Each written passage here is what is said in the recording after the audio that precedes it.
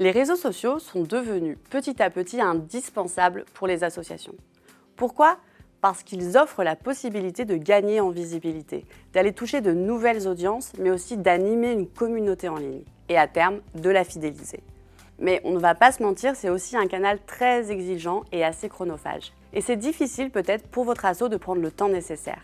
Alors pour vous aider à optimiser le temps que vous allez y passer, voici quelques astuces. Tout d'abord, et pour éviter de s'éparpiller, c'est important de définir vos réseaux privilégiés, ceux sur lesquels vous allez mettre le plus d'efforts. Demandez-vous lequel de ces réseaux vous allez vraiment animer régulièrement. Pour le définir, comparez vos publics habituels, leur âge, leurs habitudes et essayez de cerner vers quel réseau social ils se tourneraient le plus facilement. Si vous êtes une asso professionnelle, un compte LinkedIn ou Twitter sera plus adapté.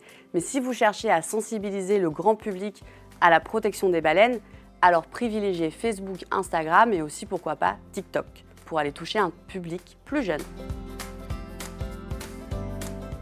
Ensuite, définissez en amont une stratégie par réseau. 1. Observez les bonnes pratiques du réseau social.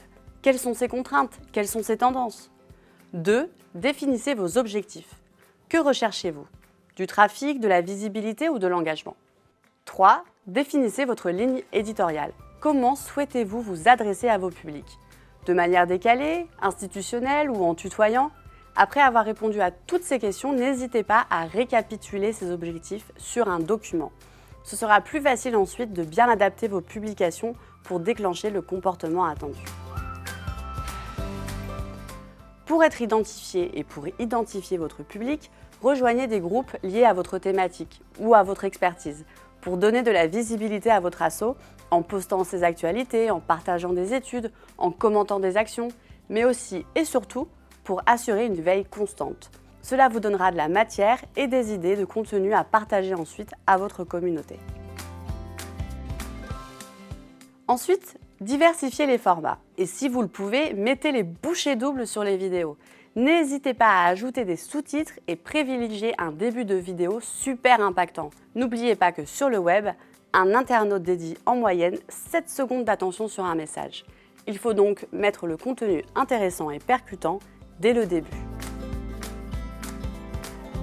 Ne perdez pas vos internautes. Il y a une règle simple à suivre, c'est un call to action par post. Cela veut dire que pour un post, vous devez penser à un objectif de conversion. Souvenez-vous ce dont je parlais au début. Il faut être cohérent avec vos objectifs. Est-ce que vous souhaitez informer, engager, fidéliser? Quoi qu'il en soit, choisissez un objectif qui vous donnera la direction du message. Essayez au maximum d'instaurer de la régularité dans votre présence pour maximiser votre visibilité. Plus vous publiez régulièrement et plus vos posts engagent votre audience, plus vous gagnerez en visibilité. C'est comme ça que fonctionnent beaucoup d'algorithmes. Et enfin, soyez le plus réactif possible pour répondre aux commentaires, pour encourager vos communautés à discuter, à réagir et pourquoi pas à débattre. Cela poussera aussi vos contenus.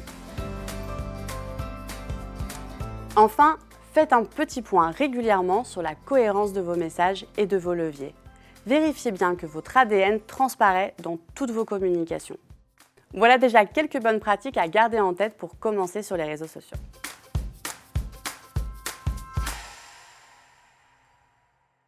Les réseaux sociaux sont devenus...